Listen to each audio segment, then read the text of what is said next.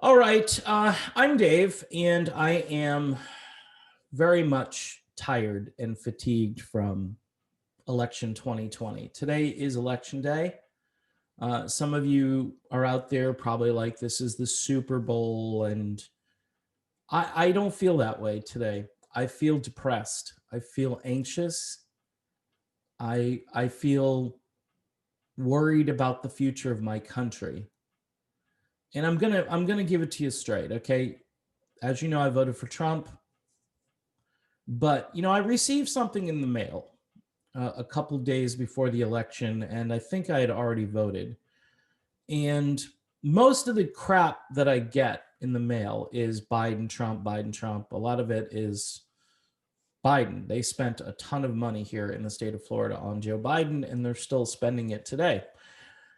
They got Michael Bloomberg on their team, and this should, instead of people just dismissing this, but what I think it is people don't really care. They don't know. They don't care that Bloomberg's an oligarch. They don't care that he's doing a lot behind the scenes to help Biden win. But I received something in the mail, and it made me depressed. It made me think of my libertarian friends.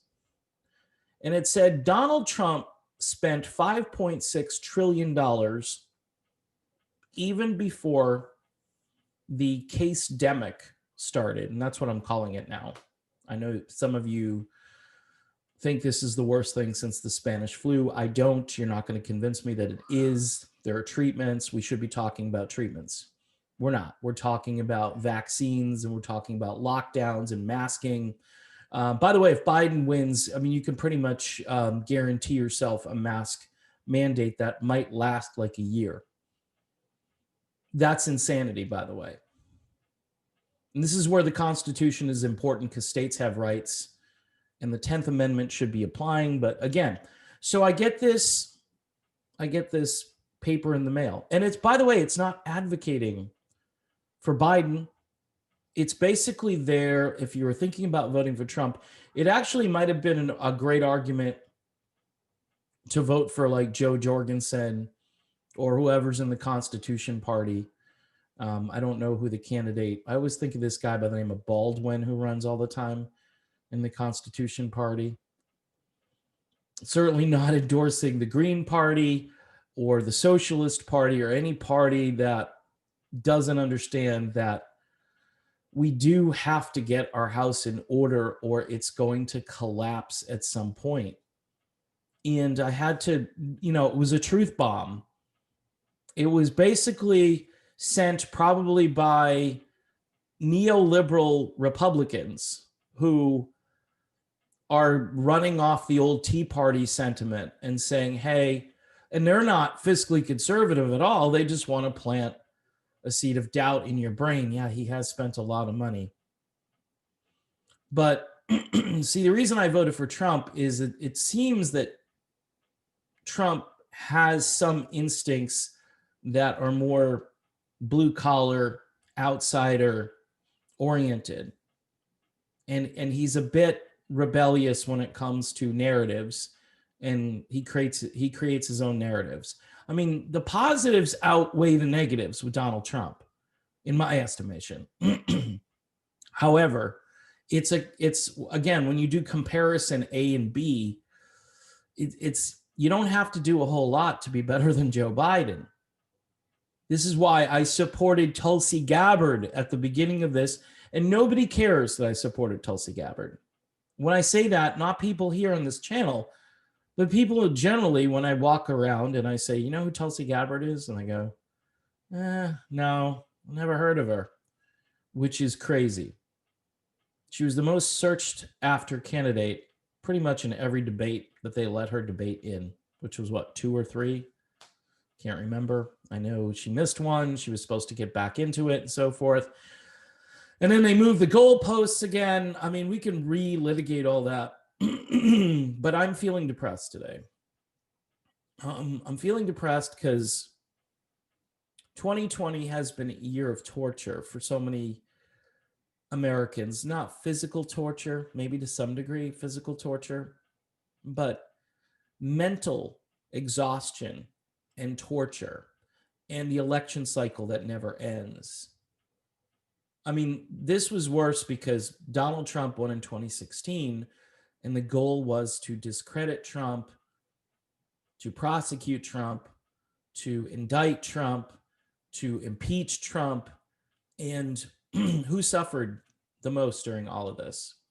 The American people suffered.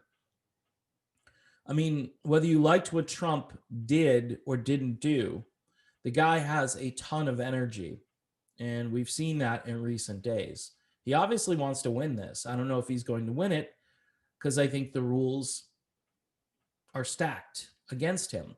The Democratic Party, the way they operate in the primary, they bring that same mentality to the general election. So if you're a Republican, or, you know, hopefully someday there'll be other parties that go up against this machine. If you're the opposition party, not only do you have to win, but you have to win big in order to offset the shenanigans that go on. I mean, ballots go missing. Trump's right about all the ballot stuff. Tulsi Gabbard, ballot harvesting. Oh, and all the neoliberals were like, oh, she might as well just join the right wing. Why? Because she wants election integrity. See, this is the Overton window, shifting and shifting and shifting. And it's not just left. Like, you could say it's shifting left.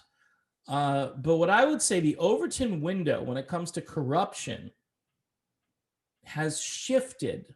And forget about the ideology. Nowadays, you can run and your son can be corrupt and most likely involved with some very nefarious activities. And I'm going to keep this above board here. But ABC News apparently finally got a hold of the laptop a couple days ago. They said, yeah, it's legit. Too late, right? Too late. They're not going to, you think today they're going to be reporting on how legit the laptop is and how the big guy, who's the big guy? The big guy is former Vice President Joe Biden, who's running for president right now. That's the big guy. And this is corruption. Let's be honest. These people own the Bidens. So it's compromised. It's blackmail. It's all of those things, by the way, that they were accusing Donald Trump was a Russian agent. Donald Trump was Putin's puppet. No, it's opposite day.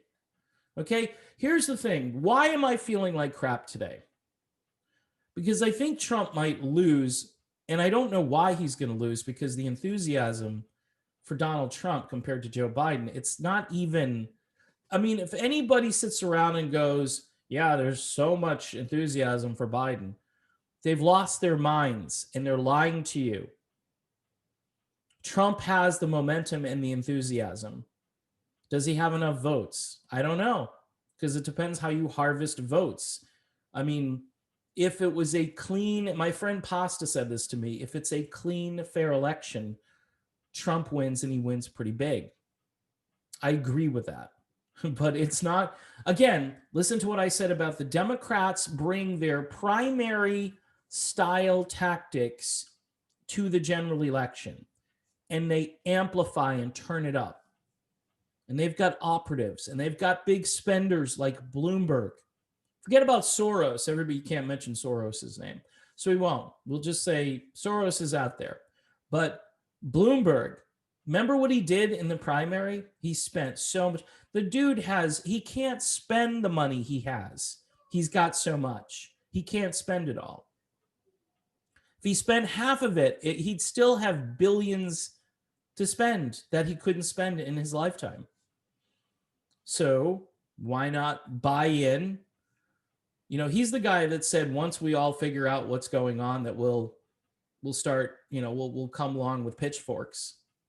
And I'm hoping that Americans wake up, from both ideologies. Look, I don't care if you're a lefty on social issues.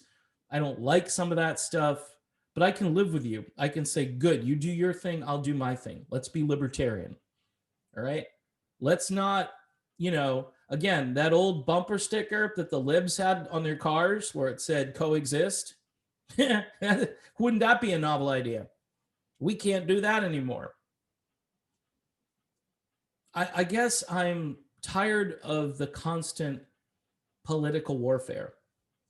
And when we have problems to solve, all right, having Cardi B show up at your event and be incoherent is not the way to get things done. It's not, you may think, oh, celebrity. I mean, I don't mind if you're a celebrity and you've got a brain and you think you could run for president and you know the Constitution and you know the history of the country and you know how to bring people together, fine. That might be the future.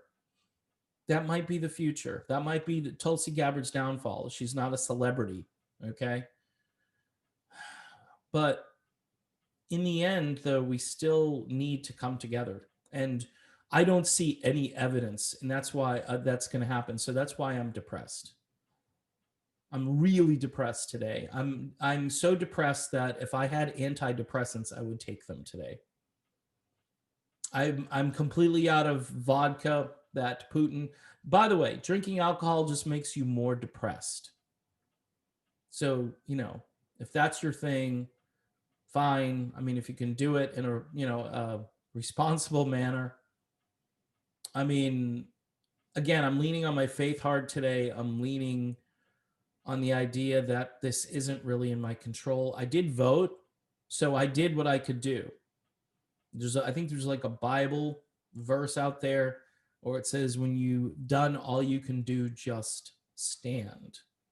Meaning just kind of like stand back or just wait or just you've done what you can do. And I think there are many of us who have done everything we can do. One of my friends who was a fervent Tulsi Gabbard supporter realizes that there are almost like bigger picture issues that no matter who we install, that they can't get around the roadblocks, and that I talked about the control and the bureaucrats and the corporations and the media. I talked about that yesterday. A lot of people didn't watch that video because it didn't have Tulsi Gabbard in the title. All right.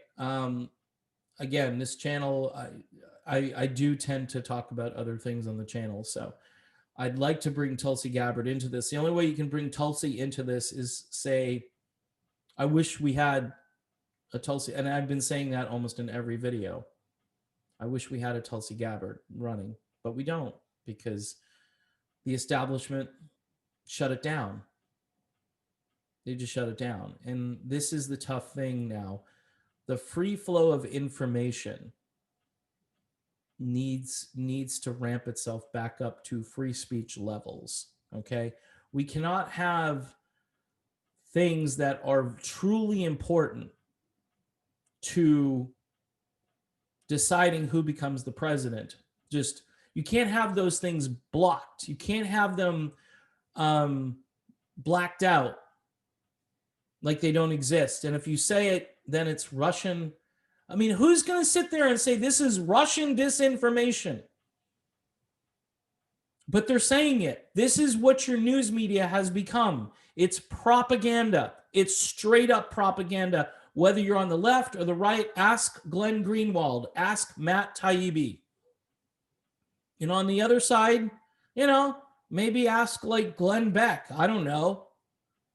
There are people that have been censored and blocked and told to stand down. And, you could say that like a guy like Beck is part of the media establishment, and he's protected because he's got advertisers and he's got, big radio conglomerates and so forth.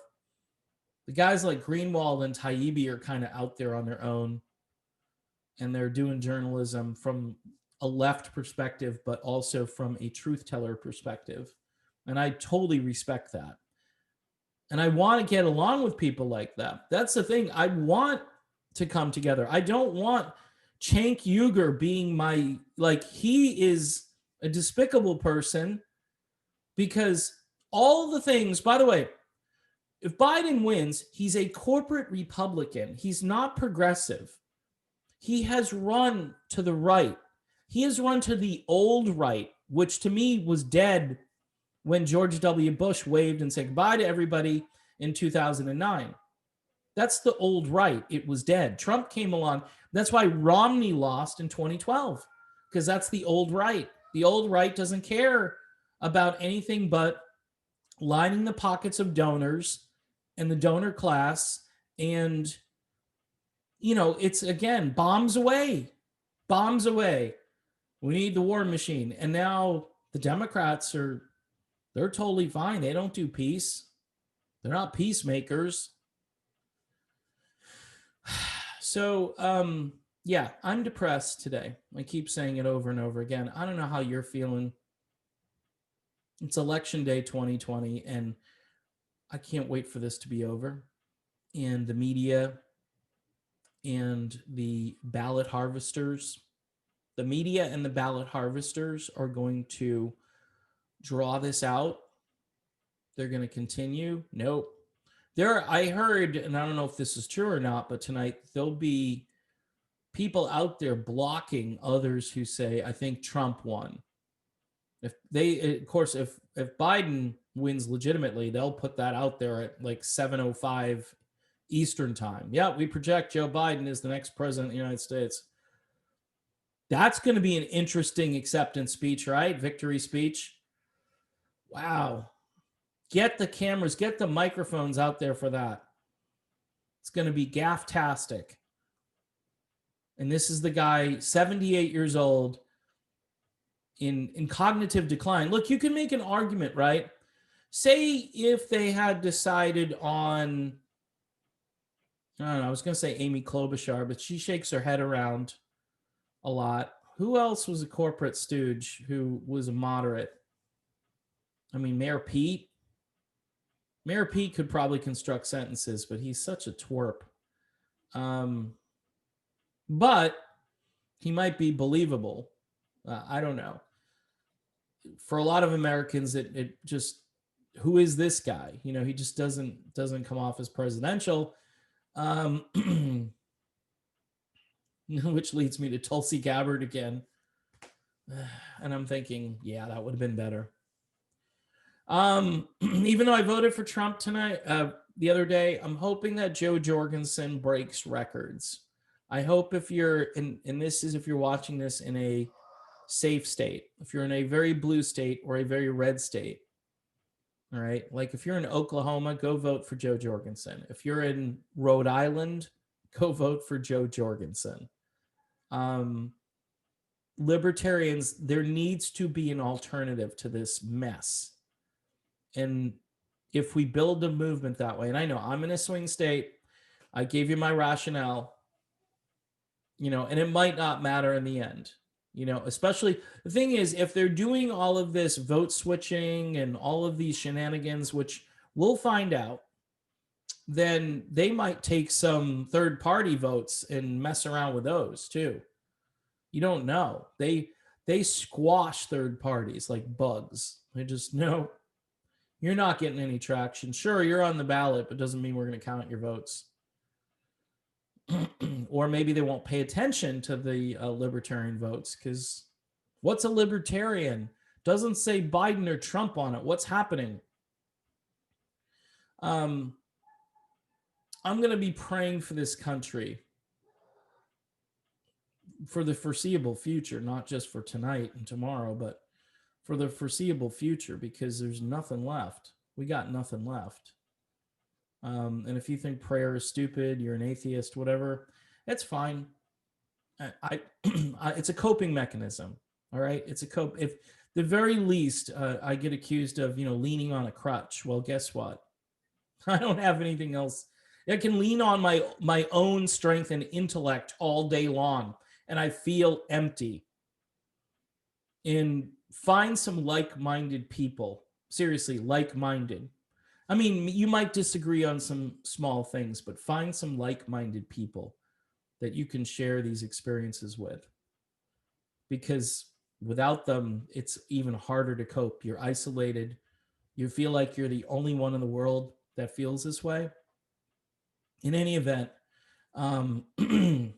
Don't sweat it.